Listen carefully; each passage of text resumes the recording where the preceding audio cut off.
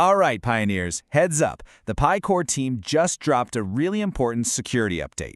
If you're anywhere close to migrating your Pi to the mainnet, you're going to want to listen to this. So let's just jump right in. Yep, you heard that right. Pi Network is officially rolling out a mandatory two-factor authentication, or 2FA, requirement. And we're not talking about a friendly suggestion here. This is now a critical, must-do step if you want to secure your wallet and get your coins over to the mainnet. So what does this all mean for your wallet? Let's break it down. Okay, first things first, let's talk about what this is all about. And look, I know it might seem like just another hoop to jump through, but trust me, it's way more than that. This is a fundamental upgrade to how Pi is protecting your assets. So what is two-factor authentication, or 2FA anyway? It's actually pretty simple when you think about it. Imagine your passphrase is the first key to your personal digital vault, right? Well, 2FA adds a second, totally different key. In this case, a trusted email that only you have access to. It's like an extra layer of digital armor, making sure that even if someone somehow got your first key, your PiY is still safe. And hey, don't just take my word for it. The Pi Core team themselves put it perfectly. They pointed out something super important. On the blockchain, there are no do-overs. Transactions are permanent. Once your Pi is gone, it is gone for good. That's why this 2FA thing is such a big deal. It's that extra caution that makes sure your Pi only goes where it's supposed to you. All right, now for the big question, the one you're probably asking yourself right now. Does this actually apply to me? There's been a bit of chatter and confusion around this, so let's get it all cleared up right now. Okay, listen up, because this part is really important. You absolutely have to set up 2FA. Like right now, if any of these sound like you. If you've passed KYC but you're still waiting to migrate, if you've seen that pop up in the app telling you to do it, or if your migration failed and your coins got bounced back, this is for you. And for sure, if you're in that 14-day pending window, this is your cue to act. Now, what if you're on the other side? If your Pi is already sitting safely in your mainnet wallet, hey, you can relax, you're good for now. And for those of you who haven't even done KYC yet, one step at a time. Get that done first. This 2FA push is really laser-focused on folks in that crucial migration pipeline.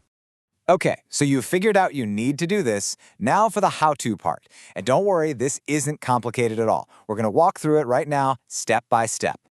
All right, here's the game plan. Super simple. First, pop open your PiAlp and go straight to the mainnet checklist. You'll see the option to set up 2FA and add a trusted email.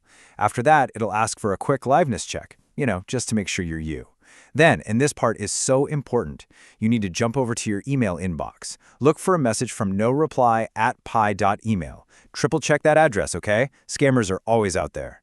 Click the link in that email, then hop back into the Pi app, and boom, you should get a confirmation that you're all set and secure.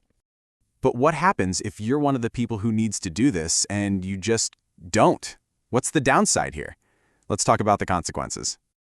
While the stakes are pretty high, not gonna lie. First off, your mainnet migration will just stop. It gets blocked. Full stop. If you're already in that 14-day pending period, your coins will get bounced right back to your mining app, and you'll have to start the whole process over again.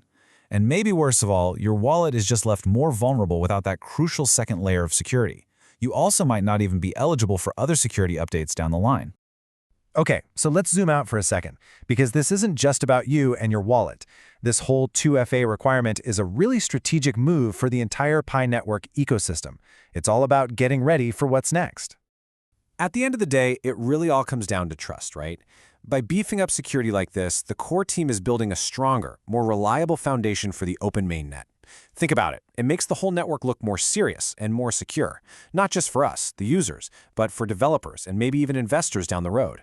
But of course, security is just one piece of a much bigger puzzle. When you look at the market, you see a couple of different stories playing out. On the one hand, the bullish case is that better security means more trust, which is great for value. Plus, some of the technical charts are showing what could be a breakout pattern. But then you have the bearish side, which points to the recent price dip and the fact that Pi's market cap ranking is slipped a bit. And let's be real, the whole crypto market is kind of bearish right now. So you've got these two competing ideas, and we'll just have to see how the market really reacts. But despite all that market noise, the network itself is just getting bigger. Get this, more than 16 million pioneers have already migrated to the mainnet. That's huge. We're not talking about some small-time project anymore. This is a massive global ecosystem, and that's exactly why securing it properly is, well, everything. And that kind of leads to a final, bigger question, doesn't it?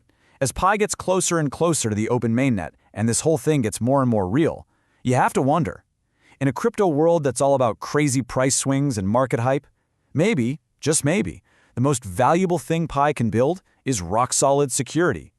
Maybe that's the real asset. Something to chew on.